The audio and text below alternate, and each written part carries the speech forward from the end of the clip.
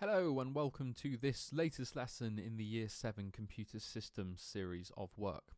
Before we start today, I'd like you to think about where you might have heard the terms analog and digital before. Now there are some clues in terms of the pictures on the screen. Pause the video at this point and note down any places you might have heard the word analog or the word digital before. So as I said, this is lesson 5 in the Year 7 Computer Systems lesson, and today we're going to be looking through the concept of analog and digital signals. By the end of the lesson, you will understand the terms analog and digital. You're going to understand the potential advantages and disadvantages of an analog signal, and then the same for a digital signal. So we're going to think about why each one of those is good, why each one might be used, and then maybe some examples of sometimes we might not want to use each signal. So the first type of signal we need to think about is analog. Now a signal is a way of transmitting data through airwaves. Now as we know, computers work by processing millions of electronic signals every second, and analog is one way of transmitting those signals. An analog signal is constantly changing, like the graph on the right hand side of the screen. You'll see there are lots of different values, lots of different heights that graph might be, that the signal might be, and that the value of the signal is changing all of the time. Now an analog clock is an example, so a watch that you might have on your hand with hands that move round. Okay, that's what we call an analog clock. The hands on that clock are constantly changing. If you looked close enough, the hour hand would be moving all of the time, just really, really, really slowly. So an analog signal is one where the signal itself is changing all of the time. Okay, the graph would look something like the one on the right hand side with lots of different values for the height of the graph. So I'd like you to pause the video at this point and explain the term analog in your book or on a piece of scrap paper. Make sure you include as much detail as you can and do use the internet if you need. BBC Bitesize has got a great page about analog and digital. You might explain how a standard wall clock is an example of an analog device. What about the hour hand, the minute hand and the second hands means that a clock on the wall with hands is an analog clock. You might include any other things that you think might be an analog signal from the starting slide. There were a couple of pictures there.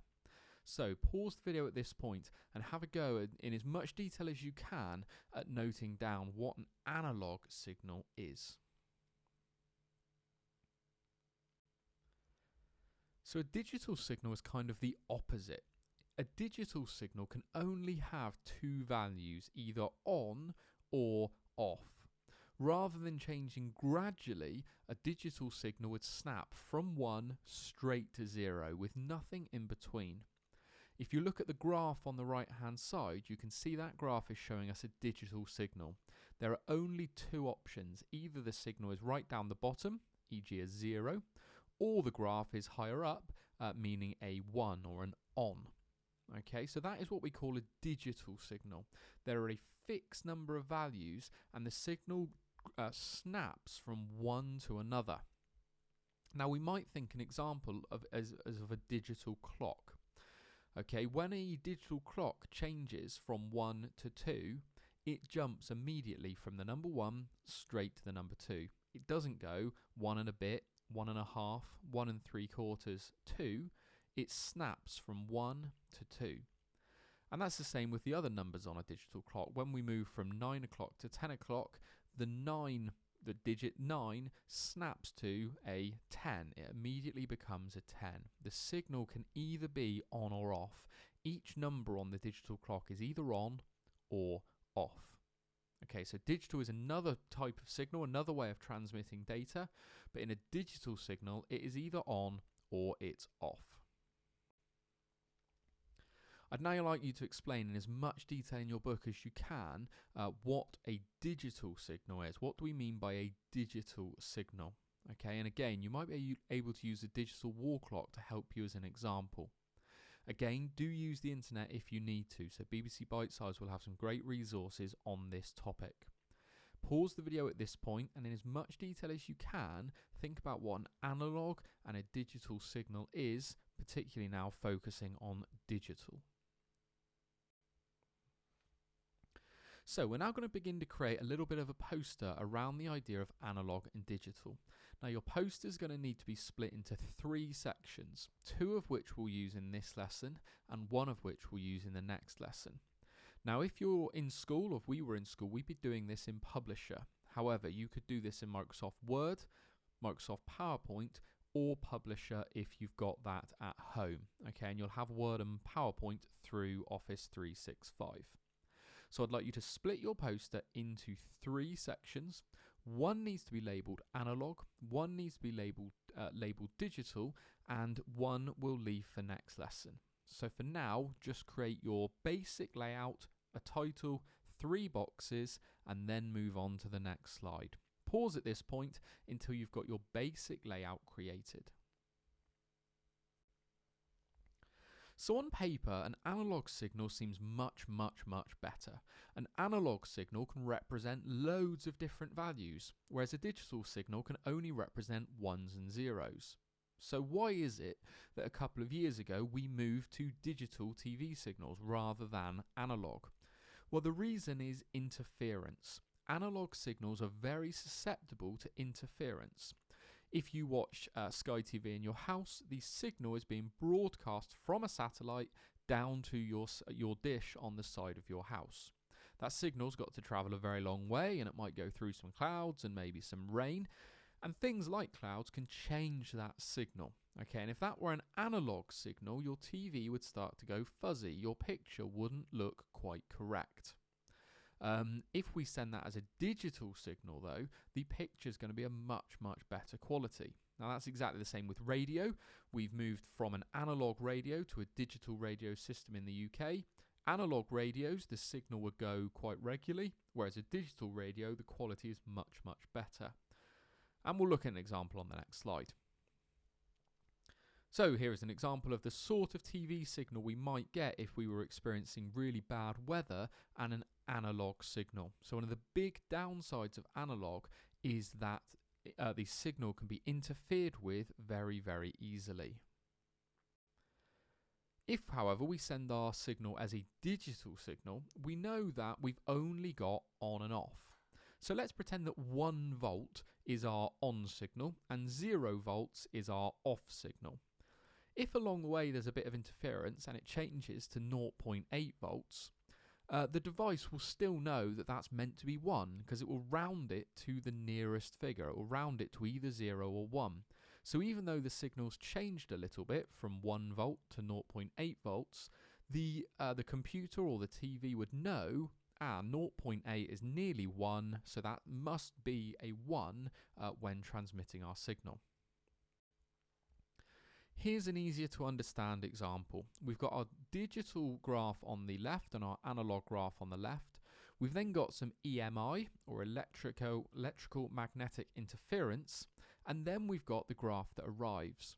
Now you can see with our digital output, it's still pretty obvious whether it's meant to be a 1 or a 0. The high points are clearly meant to be 1s, and the low points are clearly meant to be 0s. However, my analog signal that's arrived does look quite a bit different to my analog signal that was sent. So the TV picture that was sent is not what's going to come up on my TV screen if it's analog. If it's digital, however, my TV can work it out, and the same with a computer. It can work out that it's definitely meant to be a 1. Now this is a really complex topic. This is one you could go on and do a whole degree on.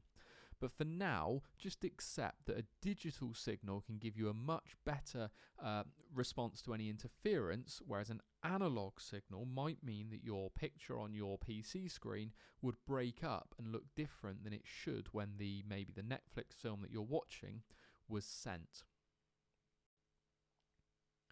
So I'd like you to pause the video at this point and spend pretty much the rest of today's lesson creating your poster. We've got an analog box, and in that we want to put as much detail as we can. What is analog? What's an example? What are the good things? And then what are the drawbacks? And you could definitely find some pictures to go along with the drawbacks of maybe older TVs and a TV picture that isn't maybe all that great. Then do the digital box and do exactly the same. What are the advantages? What are the drawbacks? Well, we know that a digital signal doesn't get interference in the same way, but we can only send ones and zeros, and that's definitely still a problem. I'd like you to think about the design of your poster. Your text needs to be easy to read. You should have lots of pictures on there, as well as lots of research and lots of writing. Use colours that go well together. Remember, you need to leave 1/3 of your poster blank for next lesson. So we're doing 1/3 of the page on analog, 1/3 of the page on digital, and we're leaving 1/3 of the page for next lesson. I'm guessing you should have about 20 minutes or so left of today's lesson. Pause the video at this point and spend the rest of the lesson on this activity. There's just a 30-second plenary right at the end, which you can come back to when you've finished. Pause the video at this point. So I'd now like you to do a little bit of a vote and think which one do you think is better? An analog device can understand lots of different things, but often has interference. A digital device can only really understand two things, on, off, 1, 0, but it never has any interference. What do you think is better? Then, is there any way you think we could improve the digital signal even more? Could we make it represent more than just ones and zeros using something to do with computers beginning with B that you've maybe heard of before?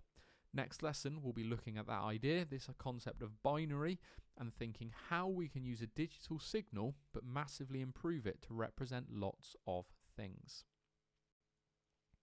So a very complex lesson today. This is a very, very tough topic. Hopefully you're beginning to understand the terms analog and digital.